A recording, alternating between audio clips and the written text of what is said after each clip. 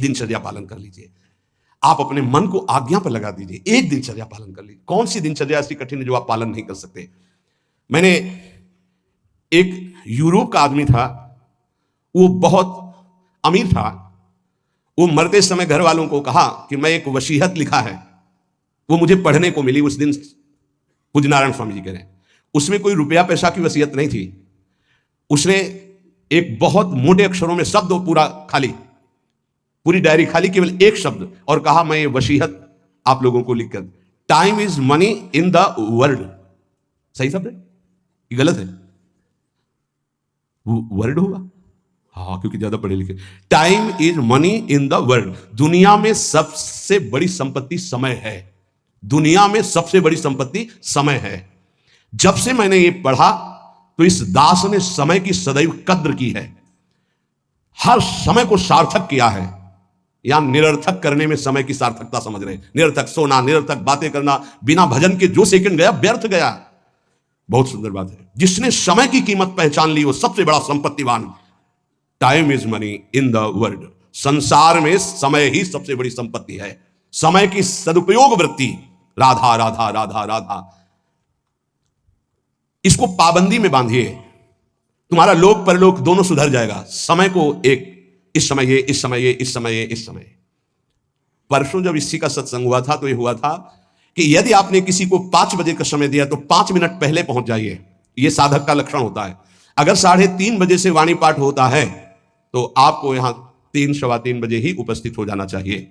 आप सर्वांतर्यामी भगवान के द्वारा दिया हुआ दिव्य मानव देह और दिव्य सत्संग और इसको दिव्य बनाने का अवसर खो मत। नहीं, ये सोने के लिए नहीं, ये व्यर्थ के लिए नहीं, ये मुंह दिखी करने के लिए नहीं है, ये अंतः से पालन करने के लिए है। जब से मैंने ये शब्द पढ़ा था, time is money in the world, तो अपने जीवन में कभी 1 मिनट भी व्यर्थ नहीं खोने दिया। 1 मिनट भी। देखो, यही लगन नींद पर विजय प्राप्त करवाती है। यही लगन कि मुझे समय बर्बाद नहीं करना, जितना अधिक से अधिक भजन। पता नहीं आज शाम हो कि ना हो, हम क्यों अपने इस दिव्य समय को नष्ट करें? पर लोग समय कटता नहीं है, इसलिए टेलीविजन और कई कई प्रकार की बहिर्मुख वृत्तियों को स्वीकार करते हैं कि समय काटना है। बोले समय नहीं कटता। और सही पूछो तो भगवान से मनाया जाता है कि नींद ना आवे, कभी ये रात्रि ना हो, इसके लिए कि मैं रात्रि हो गई तो 10 घंटे 8 घंटे सो रहा हूं। नहीं, रात दिन भजन, जाना है यहां से। पता नहीं आप लोगों के दिमाग में है कि नहीं है। हर समय बात है कि जाना है। कोई भी मिनट आखिरी हो सकता है, बिल्कुल चलो, जाना है। फिर किस बात के लिए उदास हो जाना, निराश हो जाना? क्योंकि ये पक्का पता है मुझे जाना है। कहां जाना है? लाडली जी के पास जाना है, जिनके लिए तरस रहे हैं उनके पास जाना है। तो उसमें कोई भय है क्या कि जाना? जिनके लिए हम तरस रहे हैं, तड़प रहे हैं, उनके पास जाना है। जहां अनंत जन्मों से बिछुड़े वहां जाना है। कोई आश्चर्य की बात है, कोई दुख की बात है, कोई घटना की बात है, और जाने का ही बुलावा है।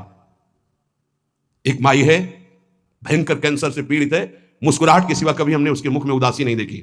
जब प्रणाम करके बाद, बहुत कृपा है लाडली जी की, बहुत कृपा है गुरु जी की। यह जीवन है। आपके अंदर अगर थोड़ी देर सोचो कि कैंसर की रिपोर्ट आ गई, अब कैसा लगेगा? कैसा लगेगा? तो भगवान ने हमें क्या दिया है? थोड़ी देर आंख बंद करके सोचो, यदि तुम्हारी आंखें ज्योति रहित हो जाए तो कैसा लगेगा? घबराहट पैदा हो जाएगी। आप देखो, अभी आंख बंद करो, सोचो, अगर ये सदा सदा के लिए ऐसी हो गई तो भगवान ने कितनी कृपा दी। तुम सुन सकते हो, बोल सकते हो, देख सकते हो, सुन सकते हो, चल सकते हो, अभी स्वस्थ हो। समय की कदर करो। नहीं, ये समय निकला चला जा रहा है, ये वापस नहीं आने वाला। और स्थिति ऐसी बना लो कि हर स्थिति में तुम्हारा मंजीरा बजने से रुके ना।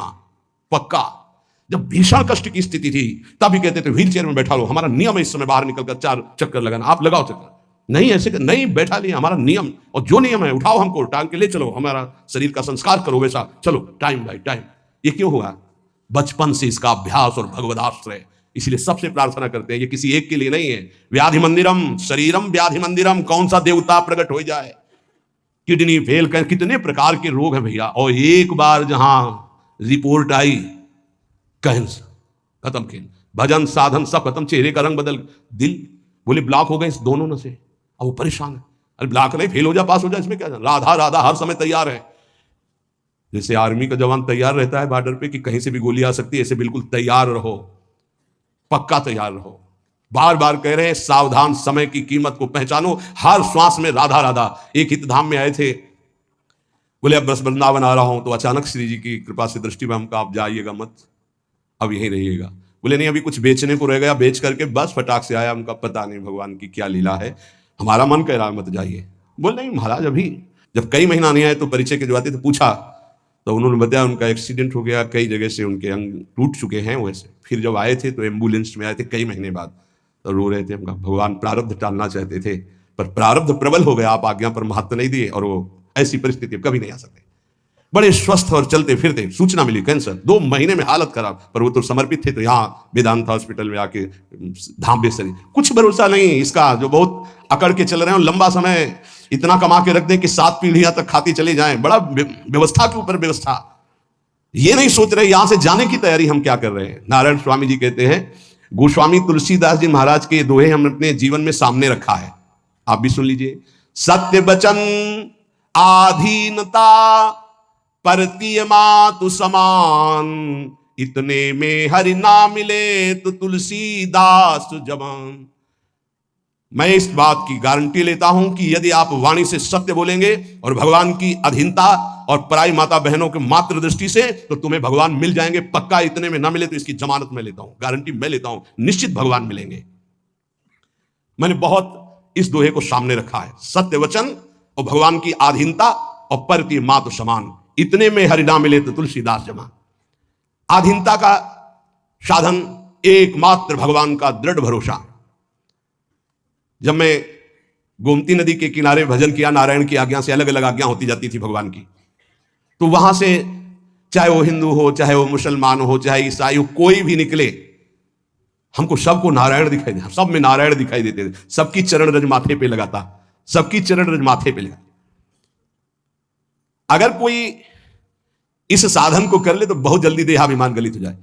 पूज्य राधा बाबा जी ने भी वर्णन किया कि मुझे और किसी से द्वेष नहीं था, अंग्रेजों से द्वेष था, क्योंकि इन्होंने जब हमारे देश पर अधिकार किया तो बहुत अत्याचार किया। उसमें पूज्य बाबा भी देश स्वतंत्रता के उसमें जेल में गए थे, तो उन्होंने देखा था कैसे भारतवासियों के साथ बर्ताव होता है। बूटों में कीलें गड़ी हुई थी, बाबा के जीवन चरित्र में पढ़ा, तो जो उनके सामने सर न झुकाता, गिरा के छाती की पसुरियों पर ऐसे कूदते और बड़ी बुरी दशा से उसको मारते थे।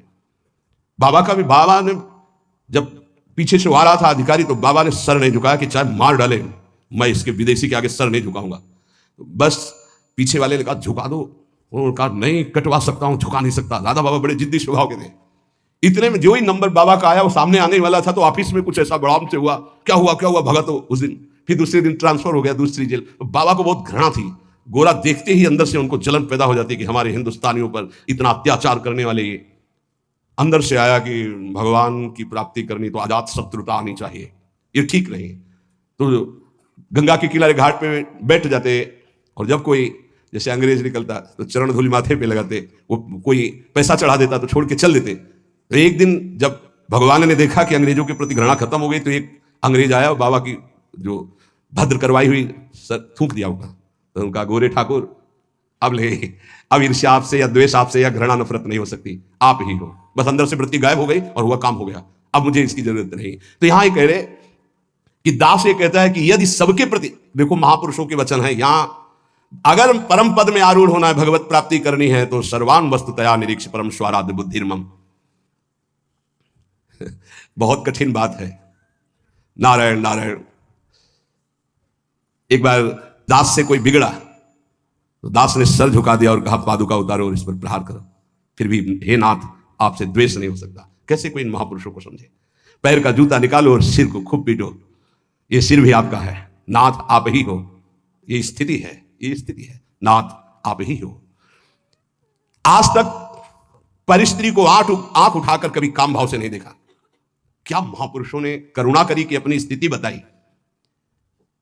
जब कभी मन ने साधन काल में आकर्षण किया तो हमने ऑपरेशन करके दिखाया मन को कि क्या है। चमड़े से ढका हुआ शरीर, मांस हड्डियां, मूत्र द्वार, मल भरा हुआ उदर में, फौरन मन भागा और नारायण की शरण में गया। ये क्यों लिख रहे हैं? साधकों के लिए। कभी कोई पाप कर्म नारायण तब पा जा। आपसे प्रार्थना है जब आपका मन ऐसे करे तो ऑपरेशन करके मन को दिखाइए कि कुछ नहीं है, व्यर्थ में क्यों समय नष्ट करोगे, क्यों हृदय मलिन करोगे।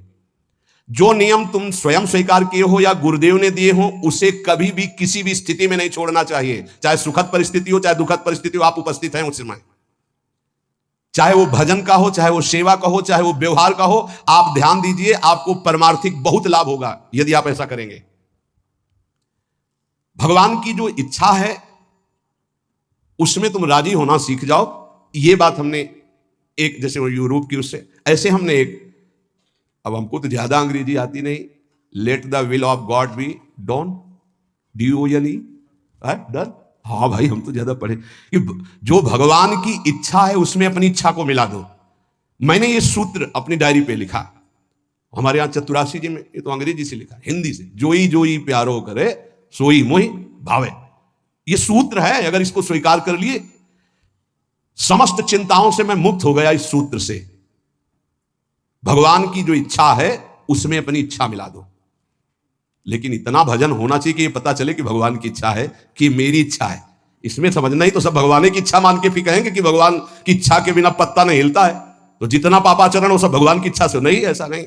इसीलिए विवेक की आवश्यकता है, मन के संकल्प को और भगवत इच्छा को देखना। कैसे जानेंगे भगवान की इच्छा है और कैसे जानेंगे मन की इच्छा है? जो इंद्रियों की विलासता का संकल्प बना करके कार्य किया जाता है वो मन की इच्छा होती है, और जो बिना संकल्प के अकस्मात, वो भगवान की इच्छा। जैसे हम जा रहे हैं, किसी को जरा सा धक्का लगा, उसने पीट दिया हमको, ये मेरा कोई संकल्प नहीं था, या अचानक कोई ऐसी घटना घट गई, सामने वाले को दुख पहुंच गया, मेरा संकल्प नहीं था, या किसी भी तरह की कोई, वो भागवतिक होता है विधान। हम उसमें अपनी इच्छा, मन के संकल्प के द्वारा जो इंद्रिय जनित, वासना जनित, वो भगवान की इच्छा नहीं होती। पर इतना अंतर्मुख साधक हो तभी तो पहचान पाएगा। सारी चिंताओं से मैं मुक्त हो गया जिस दिन ये सूत्र पढ़ा। अर्थ उसका है कि भगवान की जो इच्छा है उसमें अपनी इच्छा को मिला दिया। जोई जोई प्यारो करे सोई मोहि भावे। इस दास ने देखा कि जब अपनी इच्छा भगवान की इच्छा में मिला दिया तो चराचर जगत से हमें कृपा प्राप्त होने लगी। जहां पर कृपा राम की हुई ता पर कृपा करे सब कोई। अपनी इच्छा ही भगवत कृपा में बाधक है। अगर अपनी इच्छा भगवत कृपा में मिला दे तो चराचर जगत से भगवान कृपा करने लगेंगे। योग वासिष्ठ में इस दास ने एक सूत्र पढ़ा, पुरुषार्थ ही परम दैव है। दैव, दैवी शक्ति। प्रारब्ध को लेकर बैठ जाना, अब जो लिखा होगा वही हो जाएगा, हमको कर नहीं। जब दास ने योग वासिष्ठ में यह सूत्र पढ़ा कि पुरुषार्थ ही परम दैव शक्ति है, तो इस दास ने इसका अनुभव करने के लिए प्रयासशील, पुरुषार्थ ही सब कुछ है। रात दिन एक करके भजन करो, देखो सब पर विजय प्राप्त हो जाएगी। कभी कभी प्रारब्ध बाधा पहुंचाने की चेष्टा करता है, पर प्रबल पुरुषार्थ प्रारब्ध को रौंद देता है। प्रबल पुरुषार्थ, पुरुषार्थ जो साधन भजन मिला है इसमें प्रयत्नशील। यहां कह रहे हैं कि भगवान की कृपा प्राप्त करने के लिए पुरुषार्थ, प्रबल पुरुषार्थ।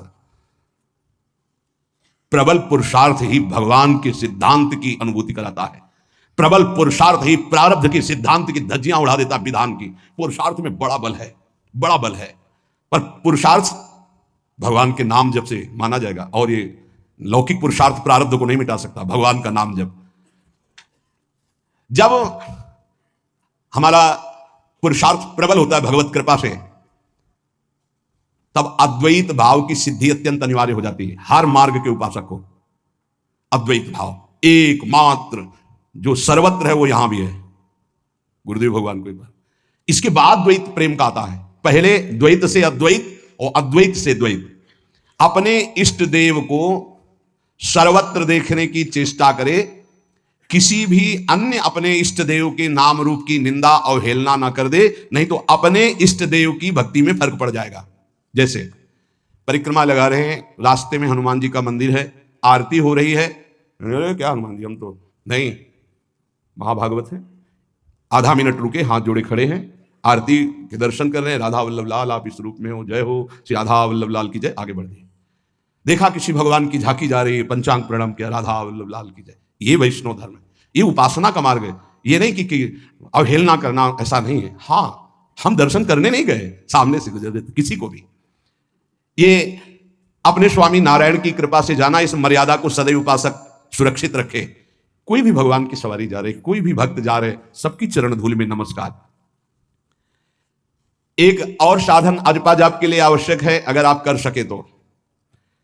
अमावस्या और पूर्णिमा के दिन उपवास करना सीख ले। अमावस्या, नारायण स्वामी जी का अपना अनुभव।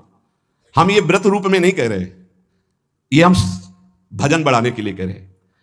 ये दत्तात्रेय महाराज जी के ग्रंथ में मैंने पाया था, उसी दिन से हमने शुरू कर दिया नारायण स्वामी। वैसे अच्छा है, एक दिन अगर उपवास रहेगा तो आंतों को थोड़ा अवसर भी मिल जाएगा। पूर्णिमा और अमावस्या के दिन उपवास का, देख लो, अगर आपको ऐसा लगे तो ठीक है, नहीं तो थोड़ा प्रसाद पाके। गृहस्थ में अगर पूर्णिमा अमावस्या के दिन किसी तीर्थ धाम या कहीं भी जाए तो किसी का भी दिया हुआ कुछ ना खाए, क्योंकि उस दिन का प्रतिग्रह बहुत बड़ा प्रतिग्रह माना जाता है। ये जो हलवा पूड़ी बिटता है ना, वो खाते हुए रास्ते में चलते हुए मना है। अगर वास्तविक पुण्य कमाने तीर्थ यात्रा या धर्म क्षेत्रों में जाते हैं गृहस्थी में। दास को ये जब दत्तात्रेय जी की वाणी से पता चला तो जीवन भर के लिए नियम ले लिया कि पूर्णिमा और अमावस्या को भोजन ही नहीं करना। तो मुझे ये लगता है कि उपासक को भजन के लिए अनिवार्य है ऐसा करना। त्याग और संतोष ये साधु का तो धन होता है, साधक का तो धन होता है। ज्ञान और भजन ये उसका फल होता है। हर समय भजन और ये ज्ञान है कि सर्वत्र मेरे प्रभु। त्याग ये स्वभाव में बैठा होता है, संतोष ये स्वभाव में बैठा होता है। ये जो मूर्ति पूजा की अवहेलना करते हैं, इन लोगों की बात मत सुनना। मैं स्वयं अपने भगवान नारायण की कृपा से अनुभव किया है कि मूर्ति पूजा से बहुत जल्दी भगवान प्रसन्न होते हैं। इस दास का अनुभव भी है नारायण की आज्ञा से। सेवा करते समय मन बहुत जल्दी इष्ट में आसक्त हो जाता है। अन्य समय भागेगा लेकिन सेवा में आसक्त हो जाएगा, क्योंकि मन की एकाग्रता सेव्य घसीट लेते हैं। इसको खिलवाड़ न समझे जो प्रभु की सेवा हो रही है।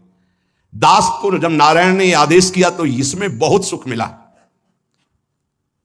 भक्ति ईश्वर प्राप्ति में समर्थ है, पर यह ज्ञान अत्यंत आवश्यक होना चाहिए। जब सर्वत्र भगवान है तो मूर्ति में भगवान क्यों नहीं? ये जो लोग खंडन मंडन करते हैं ये अधूरा ज्ञान है। मेरे ख्याल से अधूरे ज्ञान से परमार्थ में काम नहीं चलता है। जैसे एक टांग से चलना बड़ा कठिन होता है, ऐसे ही कि वो निराकार है इतना ही मान लेने से नहीं होगा।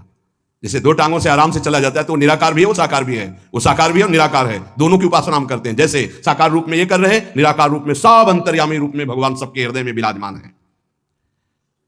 काम क्रोध लोभ मोह के दमन का साधन जो गृहस्थी में समझते हैं कि बड़ा कठिन है, ऐसा ना समझें। गृहस्थी में इन साधनों का तुम नियम लीजिए, भगवान तुम्हें सामर्थ्य देंगे कि तुम संयमी बन जाओगे, तुम सहनशील बन जाओगे, काम क्रोध लोभ मोह पर विजय प्राप्त कर लोगे। पर जो विरक्त जन है उनको तो कोई भी गुंजाइश इस विषय में नहीं है। आप अपने चैनल इसलिए जिससे यहाँ का कड़ा शासन है कि आप परिवार से संभाषण नहीं कर सकते बिना आज्ञा के, और अंदाज भी वो भी आज्ञा होगी तो आप कुछ क्षण बैठिए यहाँ राधा के कुंज में बैठ कर ही बात। उसका मतलब कोई वैर नहीं है, आपके राग के नाश की बात है। आपका राग नष्ट हो जाए, खत्म। गुरु की कृपा से ही सब साधन की जानकारी होती है, सब साधन चलने का उत्साह होता है और सब साधन की पूर्णता भी होती है। चाहते हैं तो इस खूबसूरत सफर सदा अंतर में गुरुदेव भगवान बैठ करके साधन की प्रेरणा करते हैं, कराते हैं और सफलता प्राप्त कराते हैं। इसलिए कहा कि व्यक्ति कभी गुरु नहीं हो सकता और गुरु कभी व्यक्ति नहीं हो सकता। उड़ान शुरू करते हैं आज का वीडियो। वैसे